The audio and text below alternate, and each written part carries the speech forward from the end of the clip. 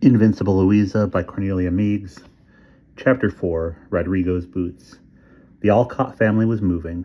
It was not the first time, as we well know, nor the last, for in the first 28 years of Louisa's life, this household was to achieve a record of 29 moves.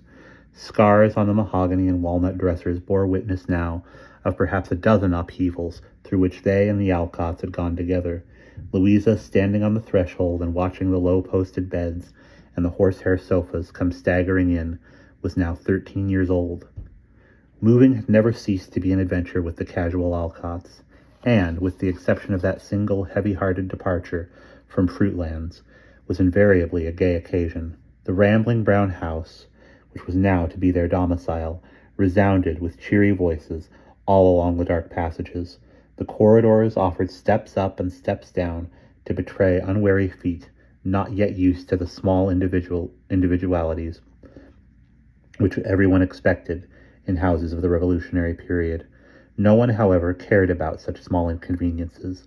Louisa's spirit thrilled to the adventure of taking up life in a new place, in a storybook old dwelling with a pine-covered hill behind it, and with a gate opening upon the Concord to Lexington high road. Down that road Paul Revere had galloped over the pine-covered hill, had marched a company of redcoats to take part in the first battle of the Revolution. The family was glad to come back to Concord, the peaceful, pleasant town, with its square white houses and its neighbors who were all friends. Since leaving Fruitlands 2 years before, they had dwelt, first for 8 months in Still River, later for a short time in Concord, taken into the house of a good friend who was glad to help them in their extremity. Finally, they moved to Boston, where Abba, as well as Bronson, looked for work for the support of the family. Now, however, under the suggestion of that unfailing friend, Mr. Emerson, and with his help, they were returning to Concord, this time to reside in a house that actually belonged to them. It seemed as though at last they might be settling upon some permanent plan of living. They decided to name the house Hillside. It is now known as Wayside. The big wooden dwelling had been surrounded at first with various buildings, sheds, a wheelwright's shop, and a barn across the way. Mrs. Alcott, with vigorous enterprise, had the barn moved to the side of the road, had the shop cut in two, each half attached to the end of the house. In one of the two small wings was a little room which was to be Louisa's very own, where she could keep all her treasures, write and read, and do whatever she liked. It had a door into the garden, so that she could run outside under the trees whenever fancy seized her. How long she had desired just this, a place of her very own. The house had 8 outside doors, so that as they were settling to the table, or to read about the lamp in the low ceiling sitting room, a rap somewhere would send every member of the family flying, each one to a separate door to admit the arriving friend. It was there, with a great deal of flurry and fluttering, that the household sat down at last. That evening of the moving in, Anna had been busy in the kitchen. Louisa had kindled crackling fires in the numerous fireplaces. The smaller children were washed, and Bronson came out from the congenial task of unpacking his books. Around the table there began a hilarious account of the adventures of the day, each person having her own joke to tell of the absurd mishaps which go with moving, of the things which were lost and broken, of the lack of things which could not be had in a household where money was still scarce, as good spirits were abundant. In Louisa's eyes, the two great assets of the new abode were the little room in the wing and the barn. The Alcotts never kept a horse, although the girls often dreamed of galloping down the shady Concord roads, as did the more fortunate members of their acquaintance. There are, however, 100 good uses for a roomy barn, other than those intended by the original builder. As everyone knows, barns are particularly well suited for dramatic purposes. The drama at this time was Louisa's ruling passion.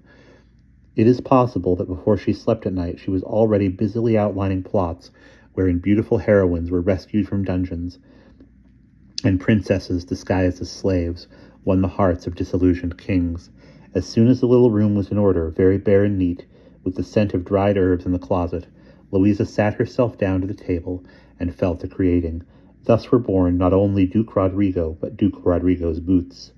Some little time later, the Alcott's Concord friends were invited to witness the first and possibly the only performance of a drama in 3 acts by Louisa Alcott, enacted from the hero and the villain down to the page boy who brings in the cup of poison, by the 4 Alcott girls, stage manager and mistress of costumes, Louisa Alcott. She was good at creative dressmaking and knew just what her character should wear. The hero was of the extraordinarily noble extravagantly noble kind, full of splendid motives and manly virtues.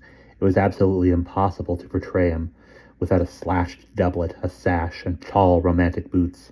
Louisa, with her vigorous mixture of fanciful and practical energy, made not only the hero but the boots as well. Somewhere she laid hands upon some skins of tanned leather and cut out crude profiles of what she imagined a nobleman's boots to be. These she sewed together over and over as a less enterprising young person sews patchwork. The result was truly magnificent. To walk any distance in the boots would have been quite impossible, but noblemen of Louisa's kind did not walk, fortunately. They strode a few paces to the rescue of captive maidens. Louisa trod the boards of the barn theater through her first play in a blaze of glory. The curtain went down to applause which shook the old barn rafters. Some of the acclaim was for Anna, who was a really gifted actress. Some of it was for Louisa, and a great deal of it, deservedly, for the boots. Excited and delighted by her first success, Louisa worked away in the little room, writing more and more dramas of the same sort. So many plots came crowding to her brain that from plays she overflowed into stories of the same grandiloquent sort. They were cut out, as the boots had been, by the pattern of what she imagined the life of the high nobility to be, and they were put together with the same industrious ingenuity. Between the stories and plays, she dreamed long dreams of the great things she hoped to do. Am I going to be an actress, she wondered, or a playwright or a story writer? She had no idea which it was to be. Whatever it was, she was going to be it with all her might, yet underneath her soaring fancies there lay a firm foundation of practical resolution. She saw plainly that her father, though recovered now, had very little real knowledge of the jostling world around him, that her mother was worn and worried over the problems of living. She could see that her sister Anna was as ambitious as herself, that Elizabeth was not strong, and that little May was growing up with a beauty-loving nature of passionate intensity. No children ever loved one another and their parents more than did the Alcotts. The way in which Louisa adored them all as the years passed, could never be put into words. The way she loved them and intended to take care of them. There in the little room, she made what she called the plan of her life, and vowed to herself that she would give these beloved ones what each one needed. There was to be scrutiny for her father, peace and comfort in a sunny room for her mother, and opportunity for Anna, care for Beth, education for May. One of the most interesting tales in the world is the record of how resolutely Louisa kept that promise, and how no matter what things went against her, she always refused to be beaten. She was not, however, taken up continually with thoughts of the drama and of the future. She still ran in the fields and climbed the hills. She loved to sit under the pine trees on the ridge behind the house and think long, intense thoughts. Through all that first summer at Hillside, she was free and happy. She would write busily in the little room, undisturbed, and would often work late into the evening. When she was tired at last, she would put down her pen and run out into the garden. The grass would be dewy and soft under her feet. The tall fruit trees would be dark against the stars. She loved to climb up into the crooked, comfortable branches and sit there dreaming until her thoughts had traveled far away from ordinary things. She would look back within her memory upon fruit lands and all that incomprehensible incident which still cast a dark memory over their lives. She would wonder whether it was over, and whether they were going to follow an ordinary existence now to the end of their days. She hoped that they would not. It is not certain whether she ever knew of the very last act in that curious drama of Fruitlands. Abba Alcott, whose struggles for the safety of her family had been so silent and so desperate, Abba, whose will stood against Charles Lane's and had finally won the day, seems in the end to have regretted her victory. Bronson's illness and despondency lasted so long, his heartfelt sorrow over the failure of the experiment was so great, that at last even his wife's brave determination faltered. She sat down and wrote a letter, such a letter as one she would never have dreamed that she could indite. She wrote to Charles Lane and asked him to come back, asked him to take up work once more with Bronson, so that he might be happy again. She knew what such a thing meant, but she asked Charles Lane to come. With what agony of anxiety she must have waited for his answer. As has been said, she was a woman of most intense feeling. We know she was, for otherwise she would not have humbled her pride and put her greatest desire for the sake of her affection for Bronson Alcott. Perhaps not even he knew of her offer. It seemed scarcely possible that she told the girls of it. The reply came at last.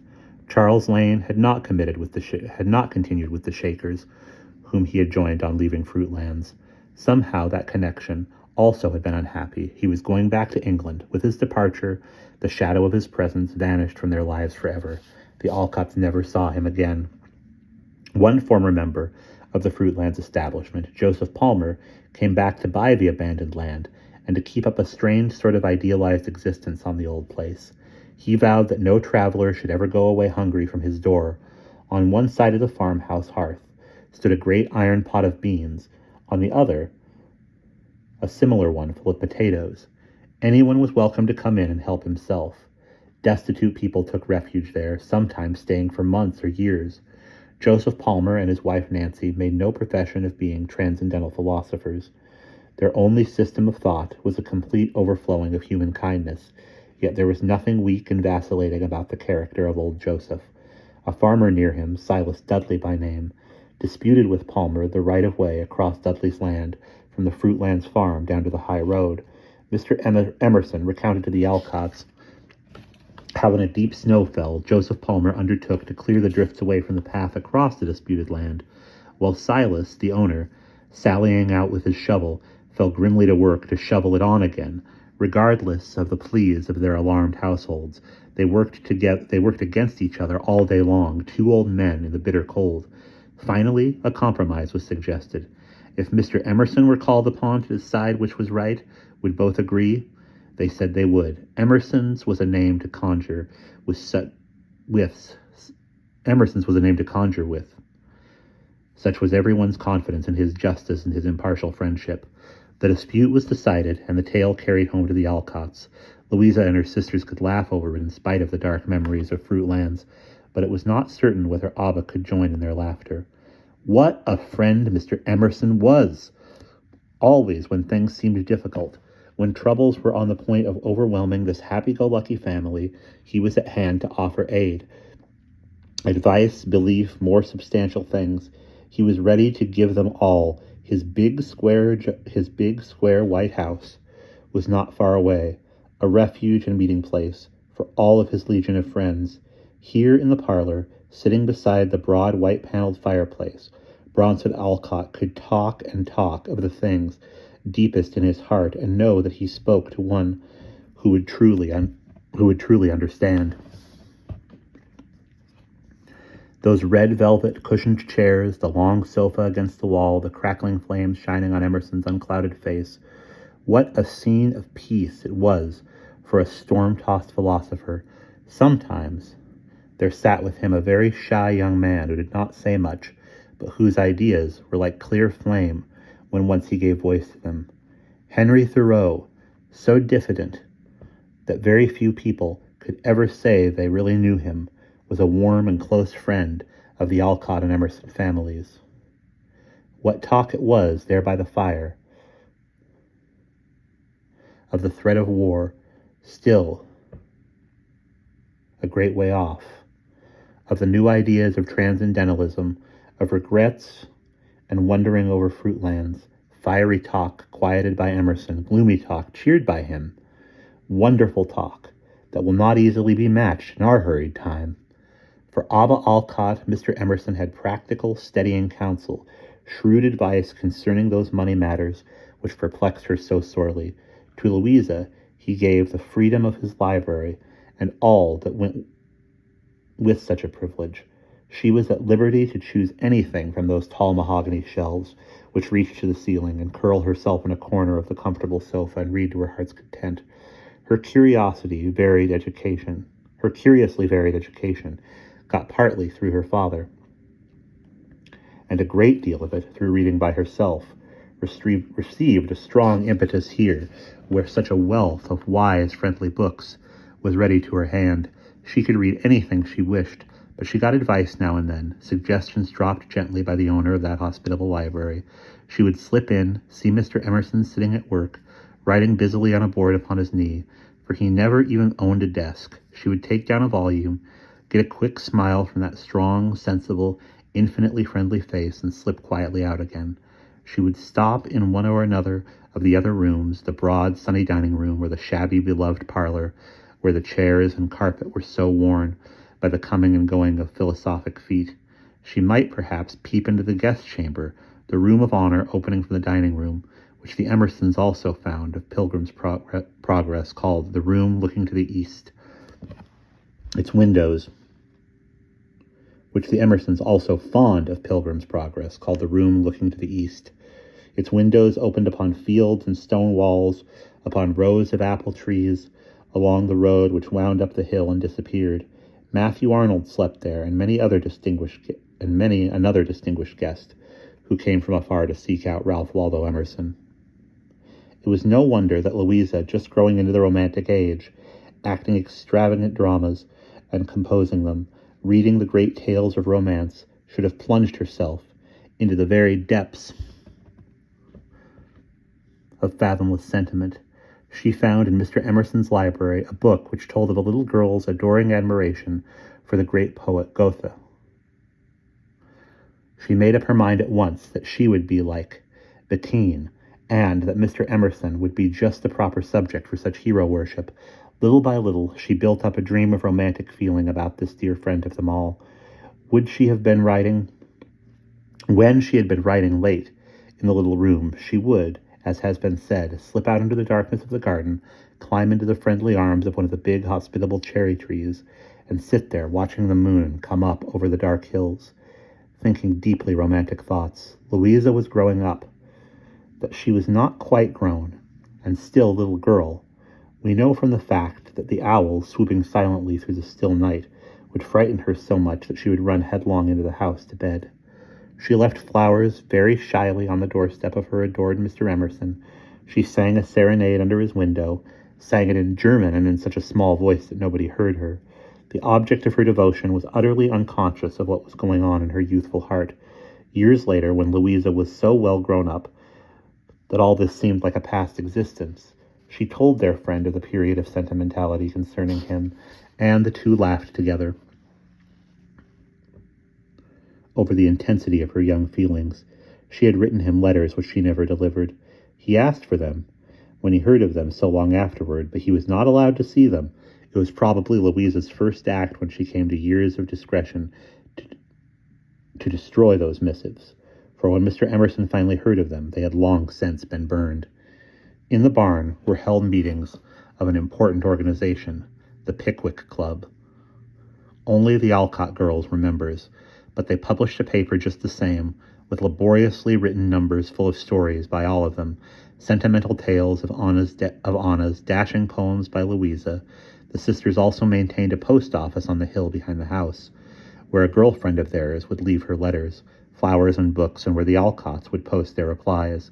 The post office was a well-loved institution which lasted as long as they lived at Hillside. Thus passed the first summer. There was a day in the autumn when Louisa had gone out for an early run and stood at the summit of a wooded ridge to watch the day break above the river. The maples were scarlet and the birch trees gold. All about her the morning was absolutely still. There was a thin mist over the low meadows beyond which the sun was coming up. It was a moment of such complete and unbelievable beauty that it made her suddenly feel that she was transformed into a different person. She said afterwards that she never understood God so fully as she did at that second, and that she understood him forever after, from having realized all at once the beauty of the world which, he had given her to dwell in. She went home with something new in her heart, which she was never to lose. From the spring that she was 13 until the autumn of the year that she was 16 years old, she lived at Hillside. Not much seemed to happen to her, and yet those years were extraordinarily important in what she learned, in what she discovered, and in what friends she made. There is no doubt that they were the happiest years of her life. For the first time, she went to school the winter that she turned 14. Louisa and Anna had much ado to persuade her father and mother to let them go, for it had been Bronson's pride that although he had no other pupils now, he could at least undertake the education of his daughters. He and Ava were wise enough to see, nevertheless, that the girls needed companions of their own age and should not always study alone. Anna found the new life interesting and easy to get used to, but it was not so simple for Louisa. She was very shy and was now so tall as to be conspicuous amongst girls her own age. She was awkwardly conscious of being oversized and always felt large and clumsy and unduly burdened with hands and feet. She was so gay and so full of good spirits, however, that she was immediately welcomed by her new comrades. As they all grew better acquainted, some of them were surprised and startled by the sudden changes of mood which so often came over her, when instead of being the most lively company in the world, she was, all at once, silent and unresponsive, wrapped in thoughts whose strange gloom she could not explain. Then the cloud would pass, leaving Louisa as cheerful and as much in demand as before. The Alcott girls made a great addition to Mr. John Hosmer's district school. Louisa could run faster and jump higher than any other girl there, and vault over fences with long-legged ease. She was always lamenting the fact that she was not born a boy. The girls did not go to school a second year, but had lessons with their father and Mr. Henry Thoreau. Louisa seemed so much occupied with all the delights of a girl growing up that it hardly seemed evident to anyone how deeply she had resolved to set her shoulder to the wheel of the family fortunes. When she reached 16, she decided it was time to begin. The barn, scene of her first dramatic triumph, was also the setting for her first venture in the greater enterprise of helping to take care of her dear family. She organized a little school there, probably at the suggestion of Mr. Emerson, for it was his children who made up the greater number of the pupils.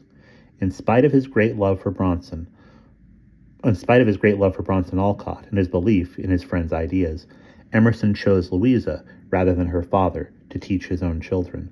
Bronson had really great views upon education, but it fell to Louisa to translate those views into something which the young persons about her could truly absorb and understand. What she had learned from her father made her a good teacher, but it could not make her love the task of instruction. Besides knowledge, she brought to the task energy and an enthusiasm for succeeding, also along with the boundless friendliness which is the heart of a real teacher's success. The little girls got much from her. She, in turn, got much from them. There is no better way to learn how to understand the minds of children than to teach them.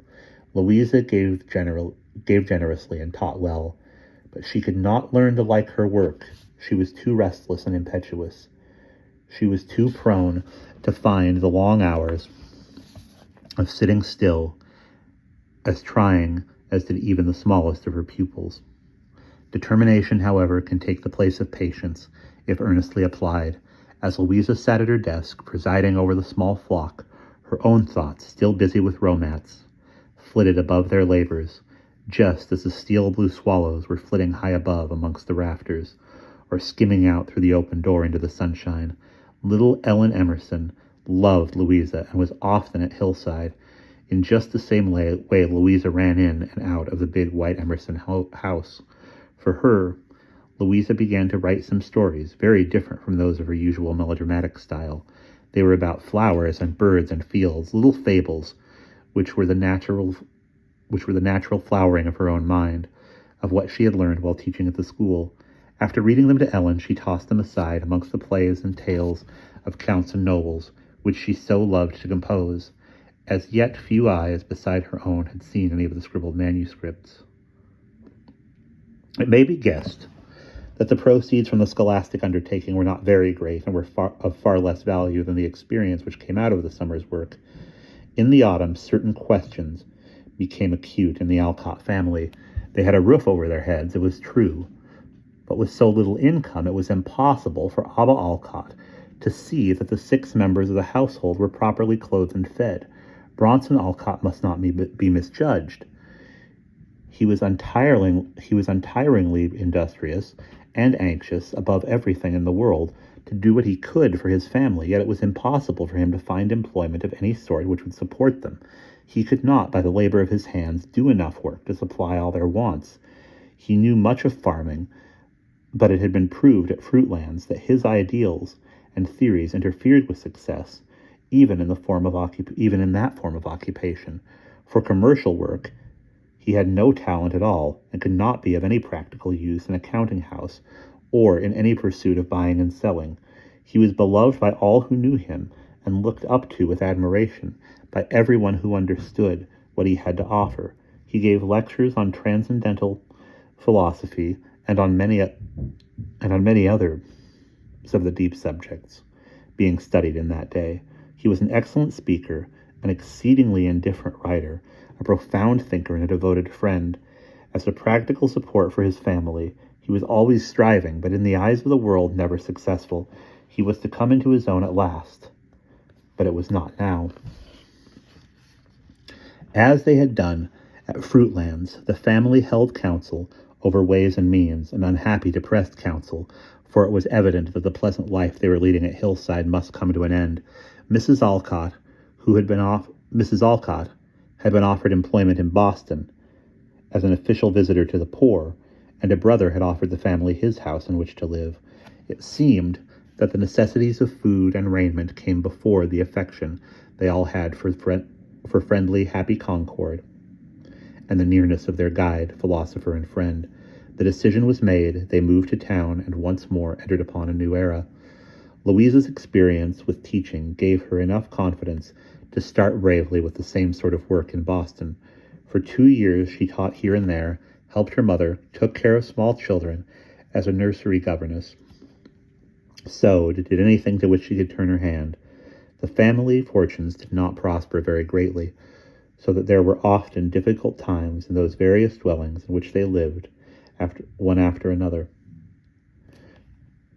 There was never depression or discouragement, however, for something ridiculous was always to be seen in every misadventure, something to call forth mirth and become the basis for a treasured family joke. Every evening they would gather about the lamp on the table, and each one tell of the occurrence of the day, always making a good story of it, to the great entertainment of the rest. Anna was teaching, Louisa was doing a dozen things, May was going to school. When the record of their doings was complete, Mrs. Alcott would read to them, or tell them ever new tales of her own childhood and girlhood. One of her audience, at least, never forgot any of those stories. One day, there came to the house a gentleman in clerical garb who wished to consult Mrs. Alcott about finding a companion for his invalid sister. He wanted some ladylike young woman who would read to her, perform a few light household duties, and be treated exactly like a member of the family. People often came to Abba Alcott on such errands, for part of her work was the keeping of an intelligence office to find places for the needy women in whom she was interested. There was nothing unusual in the errand of this stranger, except that the position he described seemed so marvelously easy and pleasant. Whoever came to them, so it seemed, would have all the comforts and consideration of a very good home. Louisa overheard him, and was fired with enthusiasm. She would love to take the place herself. She was 18. She had done no work so far except amongst friends and acquaintances, but this was too great an opportunity to miss. She pictured easily the interesting, suffering sister, the great comfortable house, the figure of herself flitting about, distributing comfort and cheerfulness, and being loved and appreciated in return. When her mother asked her if she had any person to suggest, she responded instantly, "Only myself." After the man was gone, Abba Alcott reasoned with her daughter a little, since it was a most impulsive decision, but with Louisa, all conclusions came rapidly, and to this rosy plan she clung with persistence. The man had been asked about wages, but his reply had been slightly vague. There would be no occasion to use such a vulgar term term as wages, he asserted. The young companion was to be so much a part of the family that wages was not the word. Certainly she would be well compensated, but payment would be offered under some more suitable name. Louisa's sisters laughed at her, and her mother still offered protest, but the girl was firm. They were in such need that it was not wise to let any proper opening escape her. She did not stop to think that she was taking up employment with total strangers without any definite agreement as to the matter of salary, and without real understanding of what her duties were to be. On the appointed day, she betook herself to the address which had been given her, and was duly introduced to Miss Eliza, the ailing sister, who was a martyr of neuralgia. Louisa had agreed to a trial on both sides for a month. What a wretched awakening followed! In that cold, dismal house, a feeble old father dozed all day. The invalid sisters sat about, helpless and unhappy. A very ancient serving woman trudged back and forth in the kitchen, unable to compass more than the meager cooking which the household afforded. Reading aloud, such a thing was never thought of. Light duties, they consisted of bringing in coal from the shed and water from the well, carrying the heavy burdens up long, steep stairs, sifting ashes, shoveling snow from the walks, cleaning and scrubbing when nothing else was insistently necessary. Inwardly, Louisa raged, stormed at herself, but admitted with sturdy honesty that she had brought the whole misery upon her own head. Inwardly, Louisa raged, stormed to herself, but admitted with sturdy honesty that she had brought the whole of the misery upon her own head. She had promised to stay a month, and stay she did, carrying ashes, splitting wood, making fires, and waiting upon the plaintive invalid. In all this time, nothing was said about paying her. The brother, who had employed her, treated her with lofty disdain, and one day took her to task for not performing the whole of her duties. He observed coldly that she had not cleaned his boots, and directed that she should do so. No, she would not. She made no attempt to gild the refusal. She was sorry for Miss Eliza and the doddering old father, but she had small respect for the man whose misrepresentations had brought her to this pass. He attempted to show injured dignity and to insist, but he got nowhere. Louisa decidedly would not black his boots. Late that evening she heard a small noise in the dim corridor, and peeping out of her door caught sight of the dignified gentleman sorrowfully collecting brushes and rags and boots and attacking the hated task himself. Louisa enjoyed the prospect for a long time, shivering in the cold, delighted to have found one thing at last in this wretched house over which she could laugh, even though all alone. When the unhappy month was nearly over, she announced in no uncertain terms that she would not stay longer. Poor Miss Eliza wept so pitifully that Louisa, too impulsive again, agreed to remain until someone else could be found. 2 others came in turn, looked about them briefly, called Louisa a fool, and went away. 3 weeks passed, while she still toiled on. When the 3rd victim arrived, she gave her no time to consider. Her small effects were packed, and the moment the substitute came in at the door, Louisa betook herself to the sitting room and bade the household farewell. The gentleman who had hired her had disappeared from sight. The old father spoke shakily of his sorrow over her going, and the unfortunate Miss Eliza wept anew. She had put a small pocket-book into Louisa's hands, the payment for her 7 weeks of hard labor. As Louisa went downstairs, the old servant emerged from the kitchen to look strangely at the little purse in the girl's red, chapped hand, and to make the ominous remark, "Don't blame us for anything. Some folks is liberal and some ain't." Don't blame us. Queer devotion, which identified itself with this ungenerous family and made the toiling old woman the one memorable and admirable figure in that sordid place. As she walked away from the house, Louisa was exultant over one thing. Her own family needed money sorely, and she had earned it for them.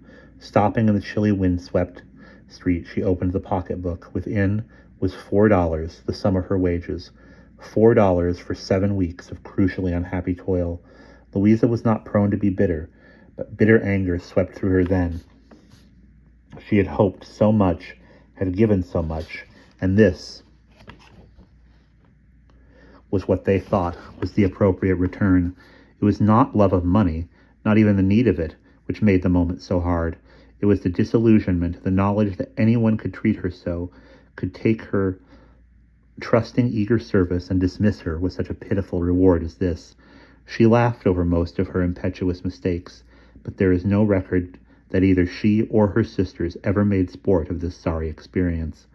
When she showed the money at home, it was characteristics of the Alcotts that the immediate step taken was to return it. Bronson, moved to rare anger, wanted to lay violent hands upon the man in the garb of a minister who had come to his house and made such misstatements to warm-hearted, credulous Louisa. In the effort to calm him, the rest of the family forgot a little of their righteous wrath. Louisa scarcely ever mentioned that incident in her life. In all the years following, truly, it attacked her very faith in the goodness of mankind. It was an experience of some value, but of miserable memory. Thus material matters continued to go badly with the Alcotts. Plainness of living they did not mind. Had they not learned that every sort of plainness can accompany the real treasure of spiritual life? But, even amid their cheerfulness and good spirits, there were moments of such hardship that the present seemed bad, and the future desperately insecure. One plan was always at the back of Louisa's mind. She had very beautiful and very long dark hair. Not just a fashionable color, as we are told, but of wonderful luxuriance. An exuberance of hair was as fashionable then as it is unfashionable today. Chignons, waterfalls, and cascades of curls were a necessity, whether they flourish naturally or not.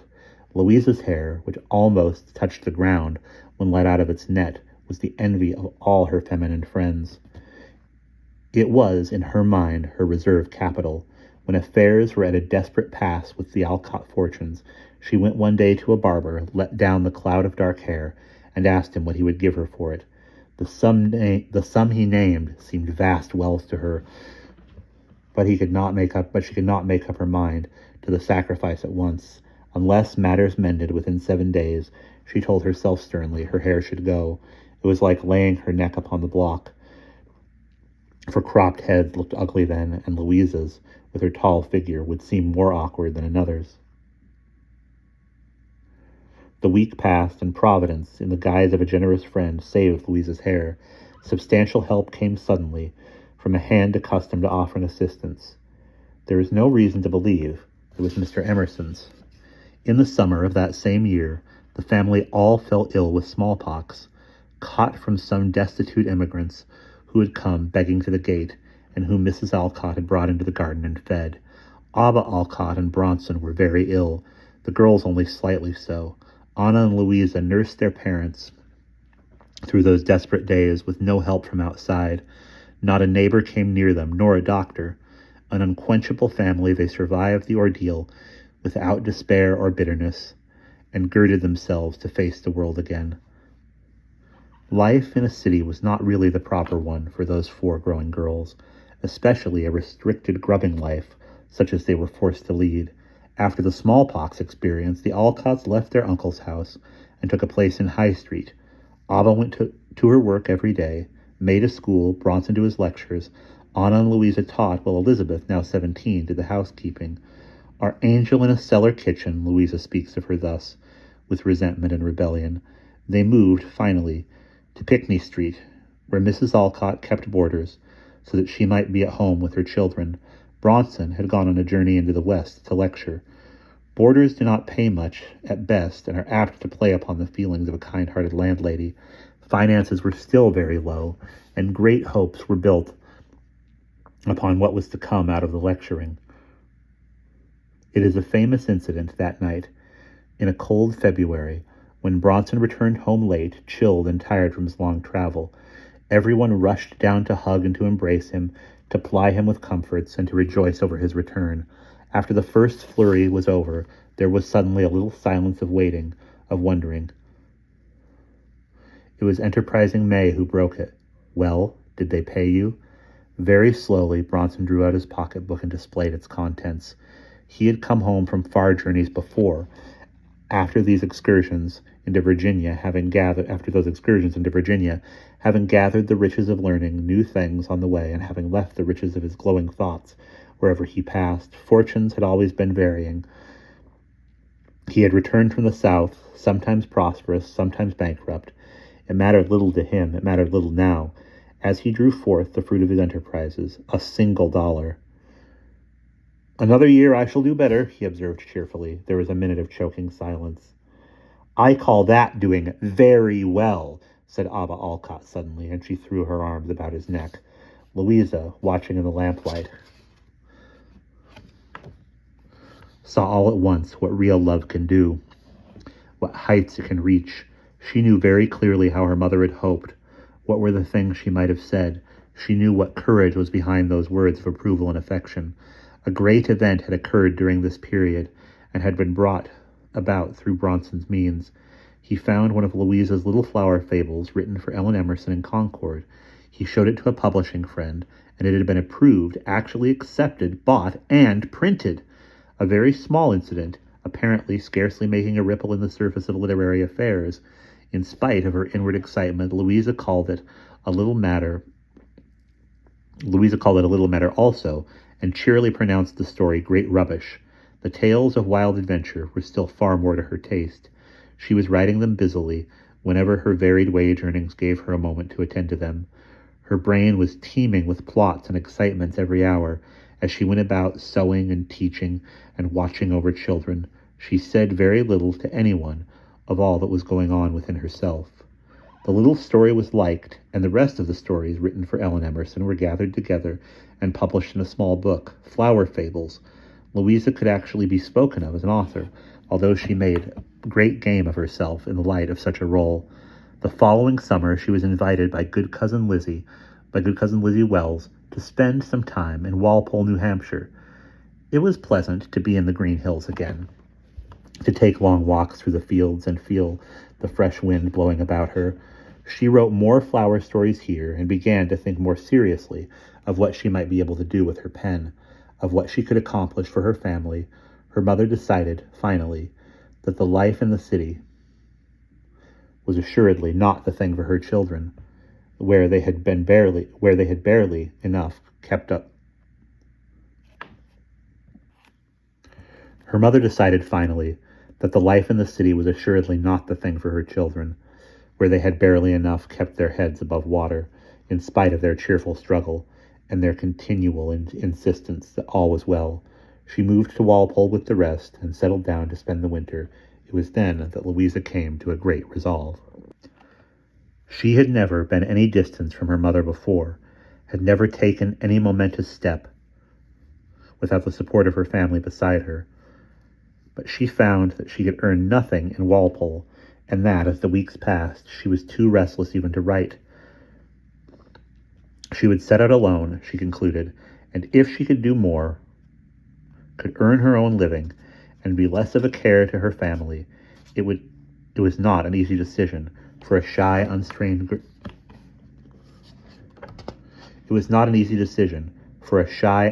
girl to make in a time when work for young women, especially young women of the class called ladies, was extraordinarily difficult to find.